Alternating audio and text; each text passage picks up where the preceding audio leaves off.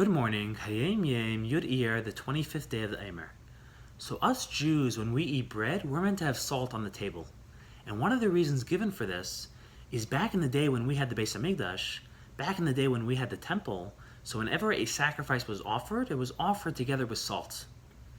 So when we have salt on the table when we eat, what we are saying, what we are conveying, what we are communicating is that everything a Jew does, everything we do, even when we eat, it is imbued with holiness.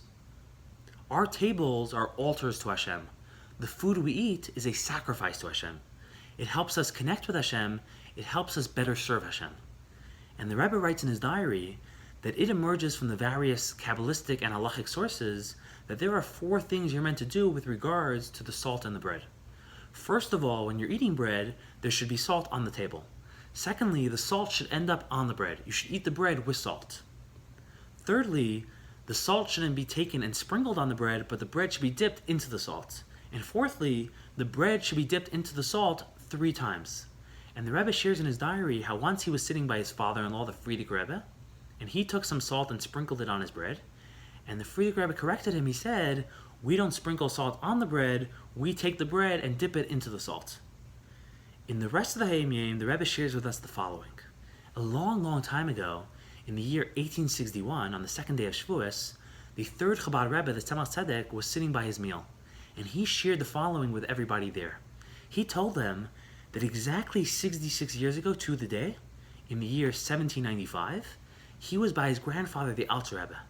And the Alter Rebbe said then that exactly 27 years earlier to the day, in the year 1768, his teacher, his Rebbe, the Maagid, shared the following Torah thought.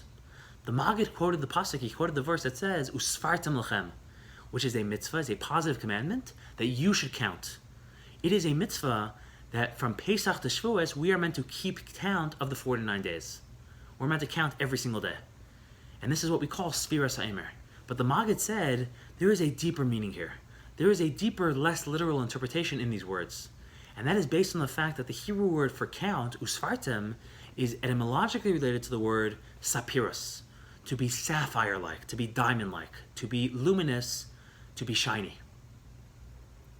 And the Maagid said, based on that, the way you're meant to read it is, Usfartem Lachem, make yourself polished, make yourself luminous, make yourself like a gem of a human being, become a better person, become a gem. And this is what the Maagid shared with his students. And after the Alter Rebbe recalled this recollection, after he shared it to everyone, he leaned on his hands, and he started singing the very powerful, very deep Chabad nigun known as the Daled Bavis.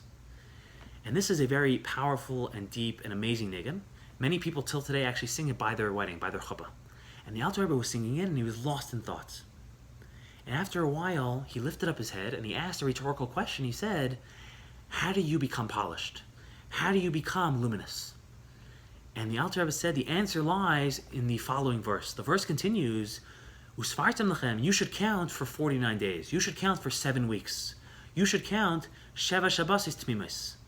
And the Alter Rebbe said the way you're meant to read that, the way you're meant to interpret that is, you should take your 7, you should take your internal 7, you should take your 7 midas, your 7 internal emotions, and develop them.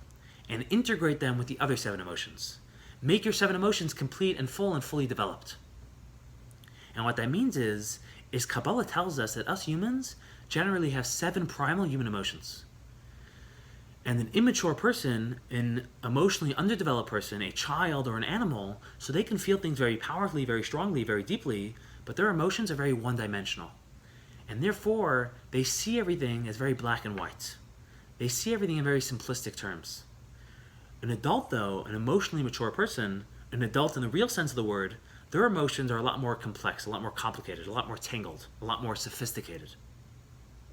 And all their emotions are actually integrated with each other. In English, we call this a complex system. And one of the examples given for this in Kabbalah and Chassidus is that a parent might see their child interacting with something that is harmful, that could hurt them. And a parent's reaction, out of love, is to run in there and grab away the thing. And they might even yell at their child to make sure they never do it again, they never get in harm's way. But anyone looking at this very superficially, like from the child's perspective, who sees everything in very simplistic terms, they see the parent acting mean. They see the parent acting harshly, and they think the parent is being mean, and therefore the child will start to cry. But of course, we all know the parent is acting out of love. This is love which is enclosed in harshness. These are two different emotions that have been integrated together.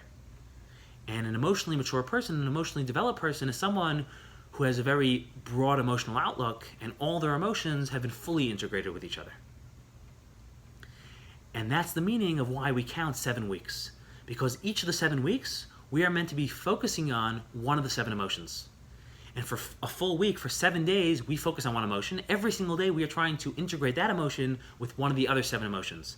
And at the end of every week, we have fully worked on a certain midah. We have fully integrated one of our emotions with the other 7 emotions. And at the end of the 7 weeks, if we've done our job, we will be fully mature, fully emotionally developed people. We will have integrated all our 7 emotions with the other 7 emotions. Our emotions will be fully developed. They will be 7 complete weeks. 7 fully integrated and 7 fully developed emotions. And that's what it means, Shabbos Tmimis, full weeks, 7 full weeks. And what does it mean, Sheva Shabbos? 7 weeks. And the word for weeks is Shabbos, which is related to the word Shabbos. It means when you're like this, your emotions will be Shabbos-like. Meaning, throughout the week, we need to put in work. We need to work. But on Shabbos, you don't need to work. Everything's done. You just sit back and relax. So in the same way, once you've fully developed your character, once you've fully developed your emotions, once your emotions are fully integrated with each other, now your emotions are Shabbos-like. You no longer need to work at developing your character, at becoming a better person, at fixing all your bad traits. You are a fully developed person, you are an emotionally healthy person, you are in a good place, you are Shabbos-like. Have a wonderful, wonderful day.